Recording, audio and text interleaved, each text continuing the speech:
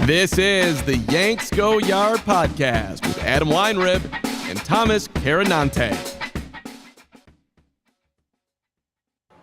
Welcome to the Yanks Go Yard podcast, the only podcast that gets you Bronx bombed on a weekday afternoon. I'm Adam Weinrib alongside Thomas Carinante, and there are more people live on this podcast right now than there are in Yankee Stadium for the team's home finale today. The game is currently being played. The Yankees are losing 2-0 to the Diamondbacks. They were eliminated from postseason contention yesterday evening, sometime after losing some combination of Mariners, Rangers, and they lost the season. Who cares? Literally, who cares? They've been metaphorically eliminated for weeks. They were officially eliminated yesterday. Heads must roll. Aaron Judge demands change. What change does he mean? Did Aaron Judge's injury prevent the 2023 Yankees from making the postseason? Is it kind of a good thing that they were prevented from making the postseason because now they must address what brought them here? Or are they going to run it back, or at least 85% run it back, or at least pretend playing the kids helps when the kids actually made everything worse next year? Bottom line, Aaron Judge is the most important player on this team. He might be the most important voice in the front office too. Gerrit Cole wrapped his season as the team's most impactful player and shouldn't make another start again this year. So many people should not play again this year. I don't know if your other Yankee podcasts have the cojones to say that, but Thomas Carinante and myself will certainly go all in on why no one who matters at all for next season should be playing for the final 6 games of this year, and certainly should not be playing in the rain. Put everybody on the IL like Tommy Canely. Call up a million Matt Bowmans. It doesn't matter. Those people will probably be hungrier than the starters anyway. Thanks for joining us today live on YouTube. Thanks for following along with us on your favorite podcast app. If you prefer the audio version, we're here live all off-season, all regular season, all somebody else's postseason long, Mondays and Thursdays, 2 o'clock Eastern. Thomas Carinante, you got a special offer for the fans who've stuck it out. And again, the people currently listening to the show, more of you listening to the show than attended Monday's Yankees finale. I don't blame any fans for not going to this game. No. It's just objectively, it better be the all-time franchise low rock bottom to finish your season, a season that started with championship expectations but didn't really have them for very long, but did start with them, in front of 7 wet losers.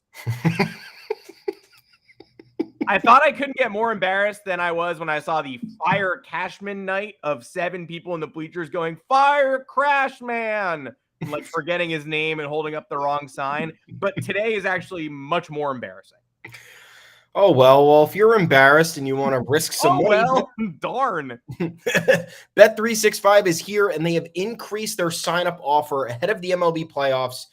This is where betting starts to take off, guys. It's the best time of the year for it. You have football, NFL, college converging with baseball playoffs, converging with the start of the NBA season, which will be in a month, with the start of the NHL season, which will be probably in a month. I don't even know when the NHL starts. I don't really care. But either way, you get everything in one. College basketball.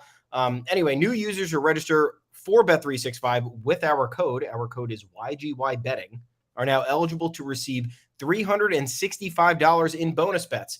All you have to do, deposit $10, place a $1 wager on any game. Very simple. Once you place that first bet, you will instantly receive $365 in bonus bets. Bet365. Get it whether you win or lose. Just make sure you use the code YGYBetting at signup. On top of getting that bonus, using our code YGYBetting supports us, the podcast. And we love that. We love having you guys around. We love giving you guys some deals. I scratch your back, you scratch mine. That's what this is. So head on over to Bet365 if you haven't yet. First-time users, use that code YGYBetting. Punch in that first bet. This offer is only available, again, to new customers who are 21 and older and physically present in legal gambling states. Please remember to always gamble responsibly. Check the episode descriptions for full terms of the offer to see if you qualify. Bet365 making some changes to their offer. Yankees making some changes, maybe, but I don't know what they are. Anyway, eliminated yesterday. You knew it was coming. This wasn't news. You didn't need a story about it. It's just more so official. Now you can tune out for good. You have, as a fan, I think at this point, fully relieved of the last week of the season. No judgment if you don't watch a single game. I think the hardcore fans are saying, you watch till the end until we're eliminated. I don't necessarily believe in that, but I can respect it. I've been tuned out since after the first week of September. After Dominguez went down, I said, you know what? No, just not doing it. I'll do what I need to do. I'll be there. I'll be somewhat in tune. I'm not living and dying by every pitch. I'm not watching a full 9 innings. I'm not sitting through weather delays, which is what this weekend was all about. I wish this was against somebody who didn't matter so they could just not play the games, but the Diamondbacks are unfortunately in the NL wildcard race, and that one is a tighty. Yeah. So they need to play this. The Yankees have games with playoff implications against the Blue Jays. Thankfully, this series against the White Sox that the Diamondbacks had coming up was able to get pushed back a day because the White Sox season doesn't matter anyway. But yes, the official ending to this season that once had championship aspirations, even though we were a little bit skeptical of that based on how 2022 ended and whatnot. We got another layer of embarrassment in there with Jordan Montgomery's incredible hot streak right now that's carrying the Rangers over the last week or two, which has them back atop the AL West. More indictment on Cashman. And now we're talking changes in the postgame. Aaron Boone acknowledged it, but is he going to be here? We'll talk about that in a minute. Aaron Judge says he's excited to be part of the conversation. I think that's a positive sign. I just don't know the influence that he's going to have. He was part of the change this past offseason. I'm not saying anything was his fault, but signed Carlos Rodon, the seemingly correct move that went wrong. Signing Tommy Kahnle, the seemingly correct move that for the most part went wrong. His counting stats look good, but far too many meltdowns and opportunities where we didn't need him to melt down. I don't know. Maybe keeping Luis Severino. I don't know if that was part of the decision-making process, if they had weighed in on that at all. My only concern about the changes and Judge being involved, and this is not a shot at Judge, it's not a shot at really anybody, but we've had the same power structure since 2017. Judge was the best player since 2017. He's remained the face of the Yankees since 2017, and this team has gotten progressively worse. And I think the problems are more systemic than they are just, let's insert best player into proceedings and that will change things, because the problems run much deeper than that. I think this is a positive step in the right direction, but we'll see what comes of Hal Steinbrenner's audit and, holding people accountable, quote, if we can believe that. And I guess we'll see what happens with Judge's input, but I don't know if Judge's input is going to be anything that drastic that, the Yankees potentially it's probably stuff the Yankees already know that they don't want to do. It's like the Bryce Harper situation where they're like, we should sign Bryce Harper, right? But we shouldn't because everyone thinks we're going to do that. Yeah. So maybe we shouldn't do that. So I don't know what Judge's opinions would be. The baseline here, it's obvious. The Yankees have the worst batting average in the league, not counting the Oakland Athletics. That is objectively bad. They are a useless team when Aaron Judge is out of the lineup. That is objectively bad. They're pitching. The starting rotation is decimated. They need some more starting pitchers. Pretty obvious what they need to do there. So I like that he'll be involved. I like that maybe he'll get to sign off on some things and maybe steer Cashman in the other direction. But really, how useful will this be if the same people are making the decisions and have the final call on whatever it may be? Yeah, I wonder if they just punch all the numbers from Hal Steinbrenner's audit into a computer, press enter, and the computer explodes. There's so much wrong that they're like, whoa, I've never seen that happen before.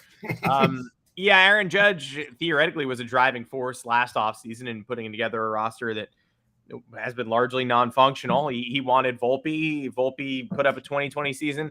You want to talk about, are you still watching? What are you watching for the rest of the season? I literally just watched Volpe at bats in fear, hoping he gets a hit. Because at one point he had turned the corner and was over 220. And I was like, great, he'll finish this year at 220 or 225. And I go into next season being like, that's pretty bad. Could have been worse. Now he's at 208. He occasionally gets a hit in a game. Can't remember his last multi-hit game. And every day I check his average to go, how much further down? He's over a certain threshold. How much further down could it go? Going 0 for 4. Typically, he'll lose a point in average every day. I need him over 200. I would love him over 210. So I anxiously watch Volpe's at-bats for the rest of the year. And when he doesn't get a hit, I get bummed. That's how I've been watching for a week and a half, basically. Yeah. And I root for Gerrit Cole. And I'm glad Aaron Judge hit 3 home runs on Friday. But that's mostly, literally, I mostly watch Anthony Volpe or I check the box score and I go, and it physically hurts me to see he went over again because I really thought that we'd gotten past this, and we haven't. He needs an offseason reset. He needs to be shut down now as much as anybody. Just like yesterday, I wanted Carlos Rodon out after 6 innings. 6 innings, 2 earned runs. Another great Carlos Rodon start in a string of them, and they leave him in the 7th inning to go do approach 100 pitches, and 2 more runs allowed on his watch, and the bullpen comes in, gives up a 5th, and all of a sudden, you're like, oh, Carlos Rodon sucks again. And yes, that is his fault. He gave up 4 runs. But you could have gotten him out of the game at 6 innings, 2 runs. You could have lowered his numbers, and instead you raised him again. So it's been a deeply unpleasant watch for weeks, for months, certainly for the last couple of days. And these rain games in front of 4 people are just an embarrassment to society. We cannot be doing these. The Aaron Judge comments on changes that have to be made they raise my alarm bells, and I saw this point raised earlier, so not my original point. I didn't come up with this take. I wish I was, God, it would be great if this was my take, and I could be like, hey, this is my take, and then no one was like, I honestly don't remember, which is a bummer. But I think it was Joe Randazzo, the Yankee librarian. But it was, I do want to give him credit. But Judge coming out yesterday and saying, the front office, real changes need to be made, and I have ideas, and clearly we're not done. We got to address some stuff. Yeah. That's pointed critique. It lends credence to a week ago when they said, hey, I understand if you don't want to answer this publicly, but Aaron Boone, he's like, no, he's the guy. He's the guy we came up with. He's the guy for this team. And we tried to write that off as, well, what's he going to say? He's the manager. He's going to come out and say, no, not interested. I think we need to explore new options. But then he forcibly came out and said, front office not doing the job. So apparently if Aaron Judge does have a problem with stuff, he will say it. And he full-throated endorsed Aaron Boone, and Aaron Judge is fiercely loyal, which has so far been an issue because we've wound up with people who Judge came up through the system with, who've been on this team, upgradable spots like Kyle Higashioka. Tommy Kahnle comes back because he loves being a Yankee. Look, I don't know how instrumental Judge has been in any of these maneuvers, but I know that Judge loves his guys, and maybe his guys aren't the answer. Anthony Rizzo is now here for several more years, and you can't predict a concussion, but you can predict the fact that he's a 220 hitter who sells out for power at this point. We never got a full season of Rizzo without the shift ban with a non-scrambled brain, but Anthony Rizzo is not a 320 hitting MVP candidate at this point in time. He's a good field, not great field first baseman who hits 220, 230 with significant Yankee Stadium porch power. And I'm glad he was on the roster, but he's not your cleanup hitter. He's not your playoff threat. He's your veteran metal. He's entering his mid-30s. And we have him instead of Freddie Freeman and Matt Olson, in part because Aaron Judge loves him. And he's like who Nick Swisher should be. I love that they love each other, but we're missing out on really talented players because Anthony Rizzo is on the New York Yankees. Which all brings me to the thing that's been rattling around in my brain the most this morning, which is the Yankees are going to have a really tough time moving on from Giancarlo Stanton. We dictated that case on the last episode. We'll do it again and probably every other episode for the rest of the year in the offseason. Cutting a $90 million man, really tough for any team to do. The Yankees could stomach it more than anybody else, but they never do stuff like that, so probably not going to happen. Trading him, you'd have to eat $70 million of the money anyway. So very similar. You'd also have to attach a top prospect. You want to trade Giancarlo Stanton and Trey Sweeney? Giancarlo Stanton and Oswald Peraza? Stanton and Dominguez? This is pretty unappealing. So it's not going to happen unless Aaron Judge pulls rank and asks for it to happen. If one of the ideas Aaron Judge has is backstabbing Giancarlo Stanton and saying he cannot be on the team anymore, I understand that we've been the Bash Brothers and the Amigos. In 2018, there were questions about how we'd fit together. Aren't we redundant? Don't we have the same offensive profile? But we succeeded in 18, and he got hurt in 19 and got hurt in 20. 21, we worked pretty well off each other, as horrible as that season was for any number of other reasons. What if Judge, 6 years deep, goes, hey, sorry, enough is enough. Stanton's not that guy anymore, and he can't be on this team next year. Then they'll explore a way to get rid of him. They will maybe even eat the money. But unless Judge backstabs his friend and partner, there's no way that's going to happen. It just makes me, Max Goodman wrote about hey, what's Aaron Judge's plan? What are his thoughts? And one of the things he threw out was is Judge done with Stanton? Could Judge lead an anti-Stanton brigade this offseason? And if he does, that is a reversal of his behavior in a major way, but also would signal a huge tone shift and would really probably be the only way this team could get out of that contract this offseason. And get out of that contract, like, they're not going to get out of that contract, even if they get him off the team. The contract will still be here. But it pricked my feelers up a little bit. I'm like, yeah, I don't know. Is Aaron Judge tired of the 190 hitters? Is Aaron Judge tired of the all or nothing power guys? Like, does Aaron Judge really want to revamp this roster? Because if he advocates for Stanton's departure, he might be gone. Most frustrating on top of all this, though, Aaron Judge begging for change. The offensive free agents this offseason are the worst. They're so bad. So, like, what change do you want? The change I advocate for at this moment in time is setting yourself up for 2025, because I don't want to pay Cody Bellinger and I don't want to pay Matt Chapman. And either you're doing like a big money splurge on someone I don't like, or you're filling in the margins with a lot of veterans like Kevin Kiermaier, who we'll talk about later, which, like, I could get down with that. But there doesn't seem to be a roadmap for like an enough is enough 2009 style offseason, because the high profile offensive players on the market are not very good. Yeah, I agree with that. And I also feel like the attitude coming out of the Yankees still isn't enough is enough. Like, Judge is the captain. Judge says he's excited to be involved in offseason planning because changes need to be made, and that's great. But, like, it even has a positive connotation to it because we're like, oh my God, he's going to be involved talking with the front office. That's so cool. Yeah. When in reality, it should be, this should have been the process from the friggin' start. This should have been exactly how this team was handling business. They should have had some sort of connection with the dugout, which they clearly have not had. You look at everything that's gone down this year. I don't want to. Don't make me do that. Over the last year, you have Jordan Montgomery get blindsided with a trade, and then he immediately leaves and starts succeeding with an easy tweak to his arsenal. Well, but he never would have made postseason starts for the Yankees, so don't even worry about that. He didn't have what it took. Less than a year ago, Brian Cashman said Jordan Montgomery would not be making postseason starts for the Yankees. Now, in 2 consecutive stretch runs, he's been a key instrumental figure on playoff contenders.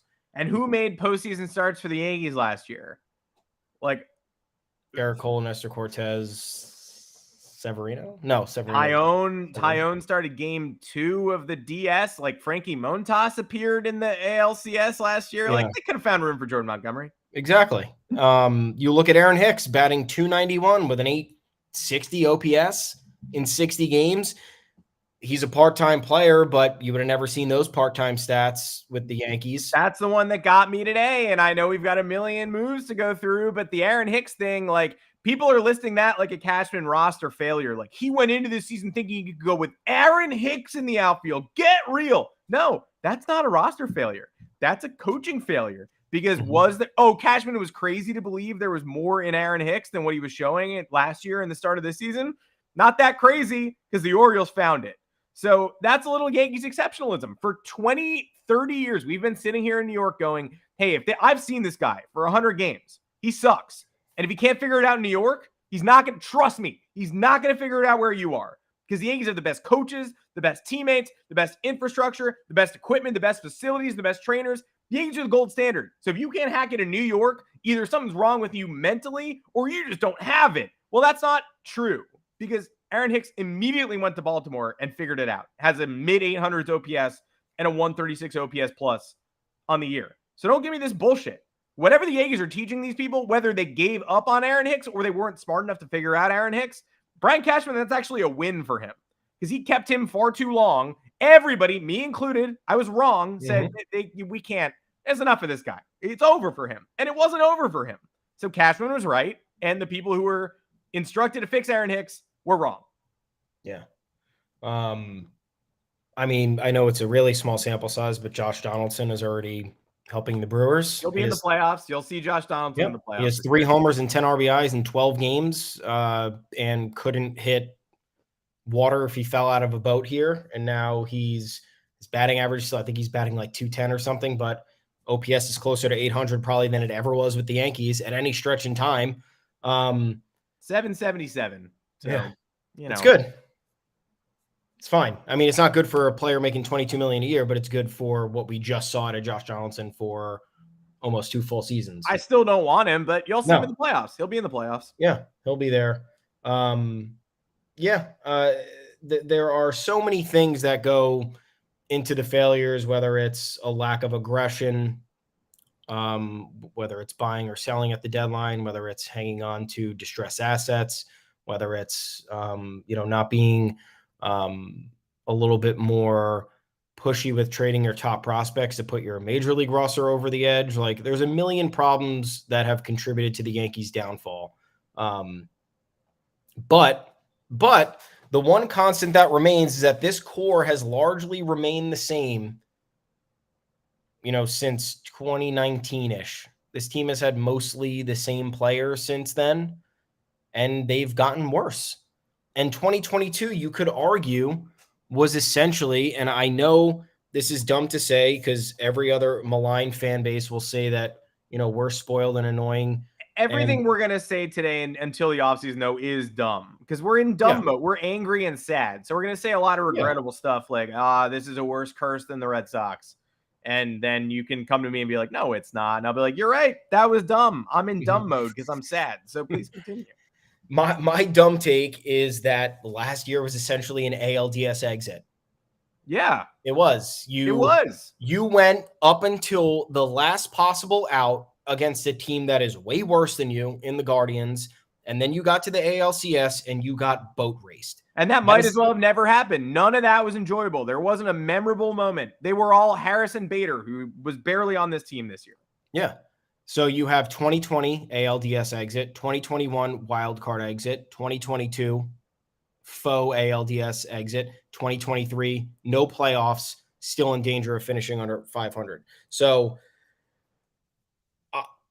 I'm not insinuating there is a cultural issue here, but as we have talked about, whether it's with the coaches or whether it's with the players, there are regressions beyond explanation. There are body language and, attitude issues beyond explanation. There is an inability to speak with the press in any scenario, under any circumstance, whether it's good or bad. The answers from these guys are it's like they've never had a conversation before in a public forum. So again, I don't know if that's a reflection on Judge. I don't know if it's a reflection on him having too many of these bad personalities or, whatever, bad players, whatever you want to call it, around him. But I'm going to need to see some action from this team after he's involved in the proceedings to believe that his presence in the proceedings is actually a difference maker. That's all I'm saying. I don't think we should be over the moon about this. I think this should have been status quo for a while. That's also why I'm not jumping up and down, because like I said earlier, the front office should be in tune with what's happening in the dugout, and they should have their best and most trusted players acting as, pseudo advisors in a sense, where they know that they can go to this specific group of guys to get, to understand what's going on with the pulse inside the dugout, inside the clubhouse, or whatever it is. And the amount of, off the field issues we've seen with this team, the amount of, other character issues we've seen with this team, in the multitude of instances that I just stated before, it's bad. And it's always going to be a reflection on whoever is labeled the captain. So I'm just hoping to God that whatever Aaron Judge does when he's fully involved with the front office this season results in swift and immediate change, or else these questions are going to linger, I think, and it's really not going to be good for the 2024 team. Yeah, it's really not fun is reading, again, Max Goodman's 40-man roster assessment that dropped today, talking about culture. What's not fun is seeing multiple blurbs on that end with, is under contract for next year, but probably will never pitch for the Yankees again due to violation of the domestic violence program, due to alcoholism in the clubhouse and violation of the domestic violence program. Shouldn't see that once. Definitely shouldn't see that twice. So, whoever's in charge of determining whether someone's character permits them to be a member of the New York Yankees, which is supposed to be a pretty exclusive club, should probably rededicate themselves to assessing character concerns this offseason. I mean, what could Aaron Judge want? I mean, I guess it starts and ends with left-handed bats. Honestly, like it just has contact to. lefty bat. Austin Wells just hit one 400 feet to tie this game, and that showed us a little something, Ooh. and that's the reason why a lefty bat, even a struggling lefty bat, even a lefty bat hitting like 140 could potentially help, because a lefty bat with power and contact profile, like, hey, one pitch, going to that porch. River Avenue Blues tweeted, rookie eligible Yankees this season hitting 200 with a 274 OBP and a 316 slug in 913 plate appearances. That's mostly Volpe. That's brutal. So turning the keys over to the kids isn't going to do it. You're going to need to find veterans who can hack it. And so one veteran who did appear this weekend, and I understand this is not everybody's dream. This is not, dream offseason. The New York Post isn't printing up, cue the confetti back pages if the Yankees signed Kevin Kiermaier this offseason. But Aaron Boone praises the Blue Jays before the Yankees play the Blue Jays. The Blue Jays rededicated themselves to getting lefty bats who can hit for contact and power, who have speed and defensive capabilities, leadership qualities. Aaron Boone asks for those things. One can only assume Aaron Judge is asking for the same things. Everson Pereira has struck out 30 plus times and 70 at-bats this year and hurt his leg falling down the stairs at Fenway Park. I wish that hadn't been the case, but you can't pencil him into the outfield next year. You can't pencil him into center field next year. Jason Dominguez is not going to be back till July at the earliest, maybe late June if he's a bionic miracle, but June is not April. So the best case scenario is still pretty bad there. Estevan Florial has been pretty impressive the last couple of weeks, but we know the Yankees hate him, so he's not going to be starting in center to start the year. How about Kevin Kiermaier as a starter to begin the season / fourth outfielder / mentor? The man himself said, I want to stay in the AL East. Check. He said, I prefer playing on natural grass like Yankee Stadium and Fenway Park. Check. Not Toronto, not Tampa. So that's Baltimore. Well, they've already got Aaron Hicks. So I guess no Kiermaier for you. New York and Boston. Kiermaier has an 850 OPS at Yankee Stadium. He's someone who has routinely punished this team. He's someone whose quality of contact almost never matches the seasons that he puts forth, because he's fast, because he finds holes, because he's a professional hitter. Sometimes it's possible. Quality of contact, a good metric to determine who is potentially a breakout candidate. But if someone consistently outperforms that metric and time and again, it's like, oh, it says he should be hitting 240, but he hit 280. This has happened 7 straight years. and that's just a guy who does that. And Kevin Kiermaier plus short porch plus 10 to 15 homer power plus low expectations plus glorified fourth outfielder who starts to begin the year, who moves to a bench role as the season progresses, who doesn't kill your season if he gets hurt, but is an addition while he plays. That makes total sense to me. And he wants to be here. And he wants to be in Boston too. So do you want him in Boston? Do you want a guy with an 850 OPS at Yankee Stadium who kills you in Boston? Or do you want someone who directly fills the need for you in pinstripes? And we've seen this a trillion times, and this could be just another Michael Brantley who you go, hey, perfect fit this offseason. Then he goes to a rival, and you go, oops. And then the season starts, and you go, yep, that would have worked nicely for us. It's working for them. Could certainly be that scenario, but definitely something that got, me and my eyes open a little bit this past week going, yeah, Kiermaier's a fit. And there are people arguing against Kiermaier, and I don't get it. I don't understand. Like, what's the argument? The argument is below average offensive profile. And is that the kind of hitter you want to add to a Yankees team that's already below average offensively? And the alternative is Billy McKinney. The alternative is Billy McKinney. So what are you talking about? What are you talking about? It's a stopgap signing who then turns into a fourth outfielder when you have all of your guys ready. And again, you don't know when you're going to have all your guys ready, because if we're going to sit here and believe injury timetables to be concrete, then you, again, have not been watching Yankees baseball for the past 7 years. I believe in injury timetables. They're always 100% accurate. And of course, what other center field option is appealing to you that you would want to bring aboard without interrupting Jason Dominguez's path? on the big league roster.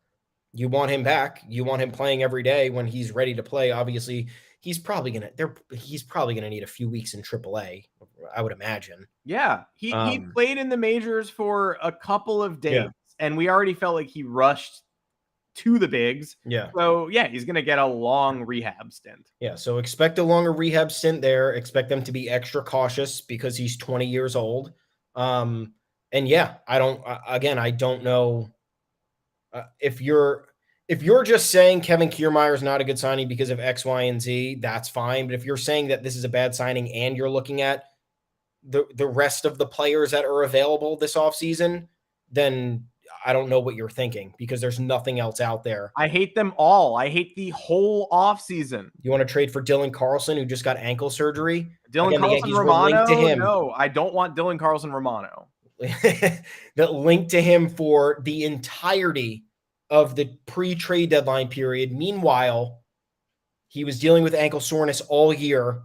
It affected his play all year, and then he succumbed to ankle surgery. So the Yankees avoided disaster again. That was somebody Brian Cashman wanted. That was the Frankie Montas of 2023. Ankle hurt all year. Hey, how's your ankle? I'm going to be honest with you, Brian. It's pretty bad. Okay, well, you cost less than someone who's good, so I think we're going to go ahead and get you anyway. Oh, bummer, ankle surgery. Like, we've seen this. We didn't need to see it again. Hey, by the way, who made the best deadline trades this year? I can name two. I think the top two deadline trades were made by the same person. What would you say those were? I don't even know. I believe, as far as I look, hey, this is just one man's opinion. Who did the Blue Jays get? Jordan Hicks? I think the best deadline trades were Josh Bell's 124 OPS plus, 276 average, 839 OPS, 11 bombs in 48 games in Miami. Wow, that's good. Jake Berger going to the Miami Marlins as well. Walked off the Yankees. 9 homers, 27 RBI, hitting 313 in 48 games with a 903 OPS, 141 OPS plus. I think those are the two best deadline acquisitions. Kim Ng made both of those, Miami Marlins. She is a free agent at the end of the season. What? Yes, correct. How long? What was the deal she signed? They didn't want to talk about her contract details. That's what Bruce Sherman said like last week. He said, we're focusing on the playoff push. We don't want to talk about it. It was a mysterious contract, but it came out that she is technically up for grabs at the end of this season. So she used to work for the Yankees.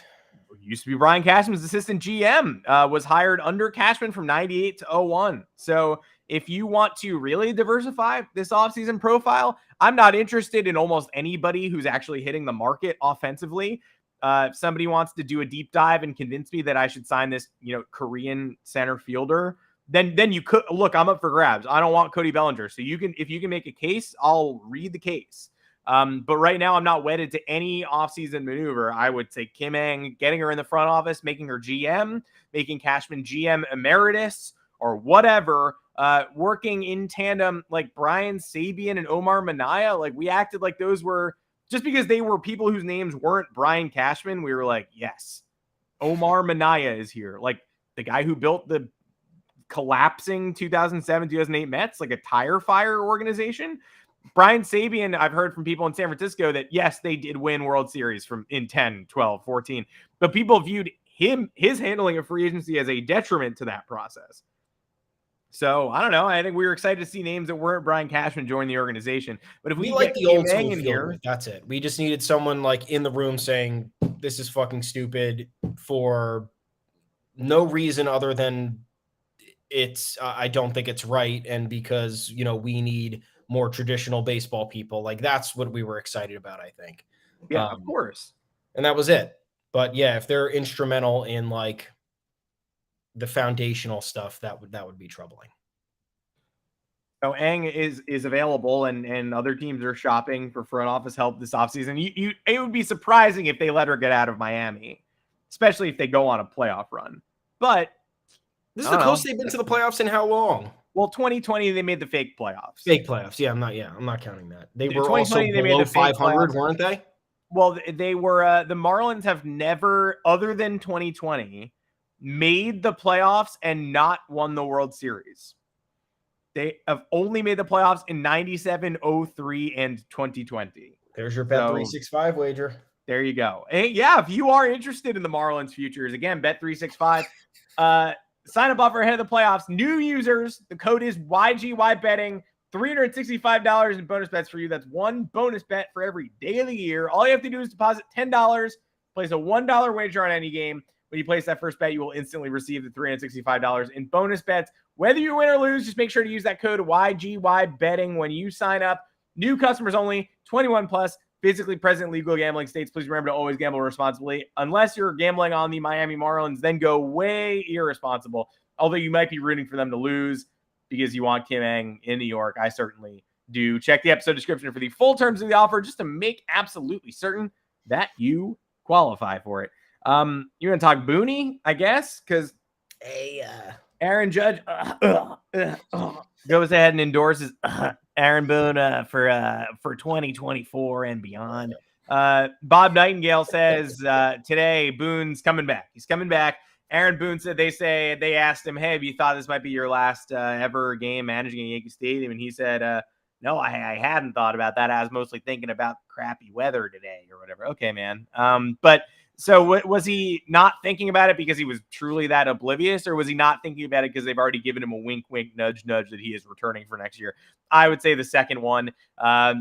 We made our feelings on Boone extremely clear. Not the problem with the team, just like Gleyber Torres, not the problem with the team. But when Gleyber Torres is your second best hitter, that's not very good. When Aaron Boone is the final word on in-game adjustments and you don't have this kind of superhuman roster or unbelievable magic or, power for a 20 homer hitting 9 hitter or whatever, when you don't have a roster incredible enough to overcome Boone's deficiencies, then Boone starts to look kind of deficient. And that's still where I'm at. You want to overwhelm, if you want to trip ass backwards into Red Soxian success next year, and you go out and get Kiermaier and he hits 25 bombs, and Austin Wells hits 25 bombs, and Florial, the last chance kid, is a superstar in center field, then fantastic. I don't think that would have a lot to do with Aaron Boone's managing, but fantastic, great. Outside of just a magical season to remember that Peter Body and Philip Bondi write books about and cash them checks for the next 30 years, I don't think that Aaron Boone is going to be able to lead this team to a championship next year. I don't think he's going to be able to outmaneuver the people who has to outmaneuver to do that.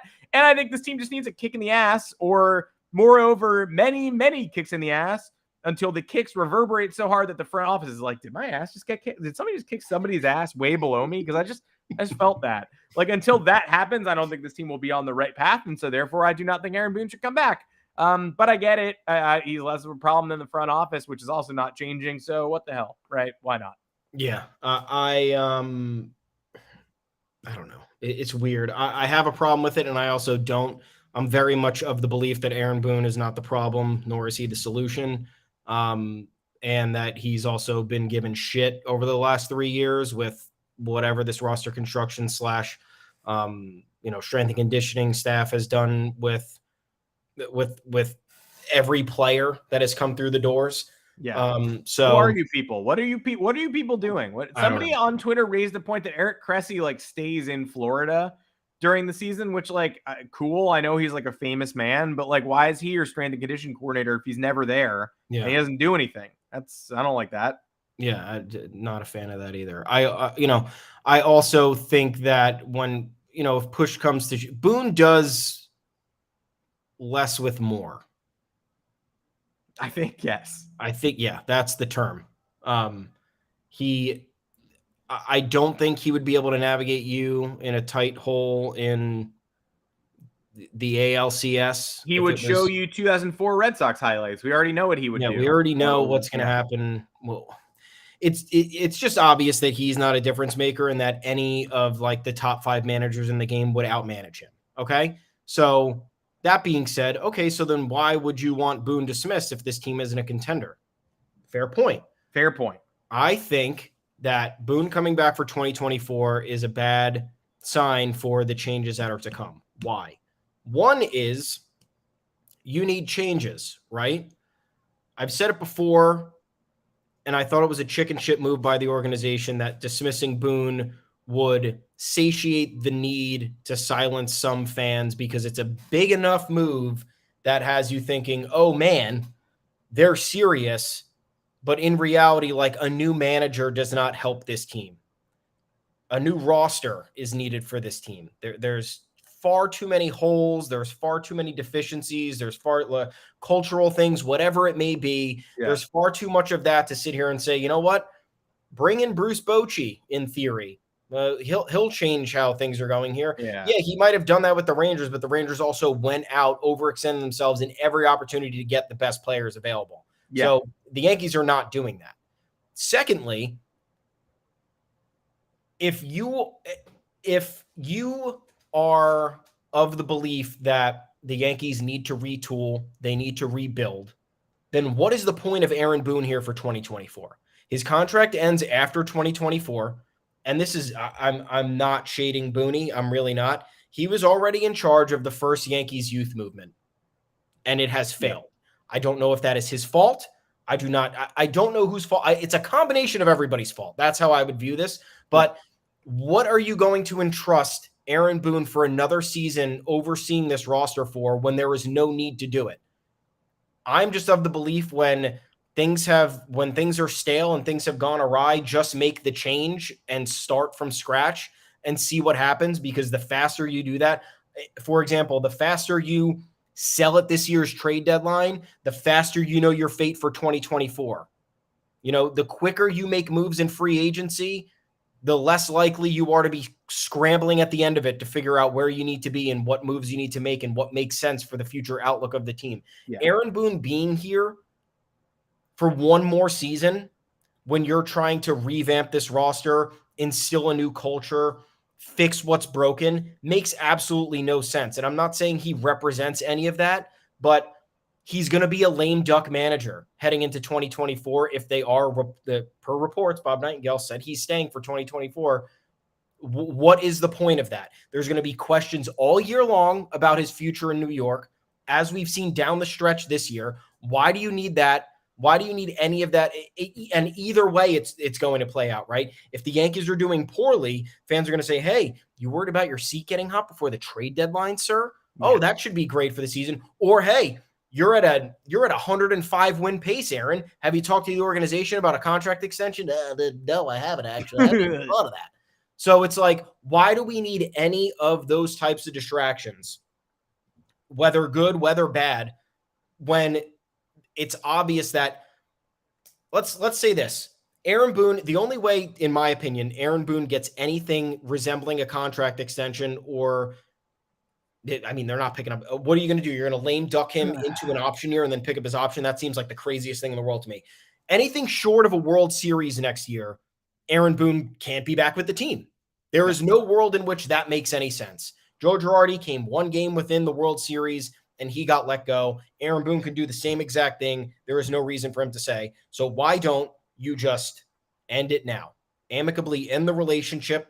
Don't put Aaron Boone in another pressure cooker of a 2024 season that's going to have elevated expectations based on whatever you do this offseason, because now all these changes have been promised, from Hal Steinbrenner auditing the analytics department, from Aaron Judge claiming he's going to be involved in the decisions moving forward because so much needs to be altered. I just don't there is no aspect of Aaron Boone returning that makes any sense to me, unless you were to say, you know what, we've worked out a new 5-year extension for Aaron Boone and he's the guy to lead us through this next window. And that would be probably even more mental. I mean, that would be asinine, but letting him dangle for 2024 is in many ways just as embarrassing because it's not picking a direction. If the Yankees planted their flag on Boone Island and were like, hey, we heard you. We heard what you're saying. The auditors came back. Not only do they love Boone, they think he's the best manager for this team, no matter what the roster looks like moving forward. And we're going to extend him. And you guys can laugh, and then we'll see you at the parade. Like, they can do that, and everybody will laugh at them, me included. But if they just don't do anything and go, hey, Aaron, you should manage the last year of your contract. Everyone's mad entering the season. They're angrier than they've ever been. Last year ended with 14 people going to the home finale and the team getting eliminated from playoff contention. All the big moves we made last offseason, except the Judge extension, failed. And even that one kind of failed because he ran toe first into a concrete slab. So the masses are hungry. It's an aggrieved fan base. You've already experienced how frustrated these people can get when you're winning. They weren't satisfied with your 103 win season in 2019 when you were like the manager of the most exciting team in baseball and riding high. They were even angry at you then. Now they're ready to pounce at the literal drop of a hat. So we're going to throw you to the Wolves with no extension, no safety net, and probably another roster that looks a lot like this, with kids splitting time with a Kevin Kiermaier type in the outfield, with a Michael Wacha type soaking in innings on the mound. But Yamamoto is the best case scenario for the rotation. But like you said, you're not doing a Bochy. You're not bringing in genius manager and then also spending $450 million on Eovaldi, DeGrom, getting Max Scherzer midseason. You are definitely, when they hired Bochy, they definitely said, okay, we have an elite talent in the dugout now as our manager. But they also said, we're going to have one of those seasons. We knew last year this was like a 70-win team. And if you're bringing in Bochy, then you better give them the ingredients to cook. So we're signing the top 3 most exciting pitchers on the market. We're bringing in talent up and down this roster so that you'll notice Jonah Heim. It won't be a surprise when Jonah Heim has an all-star season. It will just make sense because we will be one of the top teams in baseball. People laughed at them. Then Bochy did make magic, and now they're leading the AL West because the Astros got swept by the Royals, which is so funny. But they're not going to do that with Boone.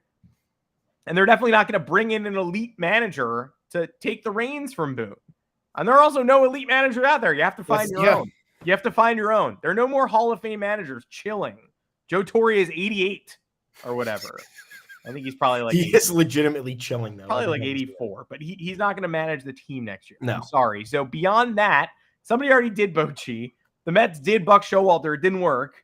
So you're either keeping Aaron Boone for a lame duck weird year, extending Aaron Boone, or firing Aaron Boone and hiring another child. I guess you could hire Craig Counsell, but he's probably going to walk away from the Brewers and not manage, or walk away and follow David Stearns to the Mets. Yeah. Those are probably the only 2 things that are going to happen. So that I don't think that one's on the table either. Pull off an Alex Cora coup. Beltran. Want to hire Alex Cora and promote him to GM? I don't know if the Red Sox would listen to that. Beltran, I guess. The alternatives are not very exciting, but if you get an alternative, you're definitely getting another young manager who's going to have to lead another rebuild and try to do what Boone failed to do in 2018. Yeah, and that's the difficult part of this. You're trusting, again, this is where we go back to the system being broken. You're entrusting the decision makers who have made the bad decisions to find this new manager, to find this new gem to fix, a couple of gems to fix the roster. And it's concerning. The only other, one that I think we would like that we wanted last offseason was Raul Ibanez. I don't know how realistic that he works for the MLB office, right? Something like that. So again, that's another scenario where you have to pluck somebody out from a cushy situation. I'm sure he likes doing that. I'm sure it's much less stressful than being the manager of the Yankees, where you're pressed for questioning every single day. And if the team is not performing to blockbuster expectations, you have to answer for it. And we've just watched Aaron Boone do that for 4 years, and he can't do it. I don't blame him. I wouldn't be able to do it either without snapping a few times. And he's only snapped once, and it was the most mild snap ever when he yelled about it being right in front of us and he jarred the water bottle a little bit loose. So yeah, I don't have any answers. I just know that this running it back with this version tells you that the Yankees maybe are not that invested in making the necessary changes that need to be made for this team to actually take the next step, or they're putting themselves in a precarious situation with their manager, with the media, and with the public perception of what actually needs to get done. And again, it's more of like the outside laughing at us than anything, as opposed to the Yankees saying, we're cutting bait, we're making a move, we feel this is the right one, here we go. Yeah, I don't know. I wish I had more constructive answers here. I don't, but No. I'm not in charge of doing it. I just know what the reaction is going to be. I already know what the feeling is as a fan. Aaron Boone coming back, great. Don't care. Don't see him here past 2024. Don't know what difference he's going to make. Don't know why you trust him to lead another youth movement when it didn't work out. The only survivor from that youth movement is Aaron Judge from the first time around. I guess Gleyber Torres too. Sorry, guys. Survivor. Yeah, I just it's very concerning because now we're kicking off the offseason being like, you know what, changes are coming in, but Boone's staying, Cashman's staying too, and we're going to start over. Okay, well, what are you going to start over? Because it's been the same thing for the last 7 years. Yeah. I'm bored. I mean, you wanted to be nice to end the show. Yeah, let's be nice. And we can, and I think we should. But again, keep in mind, like, we want to praise Gerrit Cole, who is going to be, if he's not the Cy Young, I'm going to lose my absolute fucking mind. he should actually be the unanimous Cy Young this year. Yes. It's a bigger shame that the Yankees have wasted a Gerrit Cole Cy Young year. Yeah. Let's start with that, and then we'll end positively. Yes. So why I can't? How was I positive? I was positive for 3 seconds. I mean, Gerrit Cole, 200 and 2/3 innings last year, 154 hits allowed. 200 innings this year, 155 hits allowed. Almost identical. 50 walks last year, 48 walks this year. 257 strikeouts last year, 217 strikeouts this year. What's the difference? 13 fewer homers, 33 last year to 20 this year. It's almost a carbon copy season, but he kept the ball in the park this year. He sacrificed strikeouts, it would seem, to induce soft contact, to keep the ball on the ground, to do a better job of pitching to Yankee Stadium and his road environments. And he very rarely had blow-up starts. It's a spectacular season. It's what last year could have been. Yeah. If he was able to make the adjustments sooner, but that's fine. It's okay. It's all good. Sure. He was still great last year. Mm-hmm. But people predicted, okay, well, here come the home runs. The downward trajectory for Cole is starting. Not true. He did the work. He was a beast this season. He deserves Cy Young win, a unanimous Cy Young win. He also deserves to go out on his last start against the Toronto Blue Jays, where he only gave up 1 run because the umpire doesn't know what a check swing looks like, and he threw a wild pitch and the guy scored. He still won. Gleyber Torres' weird defense in the 9th inning couldn't even beef it. He still got the W. And he's towards the top of my list for people who do not need to appear in a baseball game for the New York Yankees again this season. Stanton is the tippy top of the list, but I definitely don't need to see Cole go on the road to Toronto. And I don't think he can mess up his Cy Young campaign, but he should not be throwing meaningless innings for this team ever. Nope. And he's past 200. I'm sure he'll want to pitch. He should not pitch. That should be a Brito, Vasquez, put Will Warren on the 40-man, get ahead of that because you're going to have to put Clayton Beeter on the 40-man. Whatever you need to do to soak up those innings that is not Gerrit Cole, do it. Because we should all leave this season going, great year, stamp it in ink, and it's over, and he's the Cy Young. But of course, there is the negative angle of best Cole season. 2020 was not a real year. 2021, very good, got hurt at the end. Red Sox tattooed him in the wild card game. 2022 home runs were a problem. 2023 put it all together, and the rotation was in absolute shambles outside of Gerrit Cole. It's supposed to be the best rotation in baseball, and the offense was Oakland A's level putrid, and that gets us to where we are today, where they are fighting for 500, fighting for last place with the Red Sox, and have a unanimous Cy Young fronting the rotation, which is something that should never happen. No, it's weird. It's the imbalance, right? It's like, okay, the Yankees are at a historic win pace last year, and Gerrit Cole's getting knocked around like every other start, and you're just like, what the fuck is going on? Like, if he's just pitching normally, everything's fine. Gerrit Cole against the Astros in the playoffs last year. It's like, okay, finally started to put it together down the stretch, and then has 2 really good games against the Guardians, and then gives it up against the Astros. Gerrit Cole battling through injuries in 2021, trying to be a savior. Got to respect it. Gets shelled at Fenway, gets made fun of at Fenway, and then we're all the assholes for it. So it's frustrating that, of course, 2.75 ERA, 200 innings pitched again. Guy's an absolute fucking machine. Strikeouts still over 200. AL best 157 ERA plus. I believe AL best as well whip 1.02. Mm-hmm. He did. And hits per 9, 7 hits per 9 innings pitched. 7. Really fucking good. This year, I've been a big Gerrit Cole critic. Yeah. He'll probably kick my ass if he ever sees me in public, which is totally Hey, fine. man, why are you such a Gerrit Cole critic?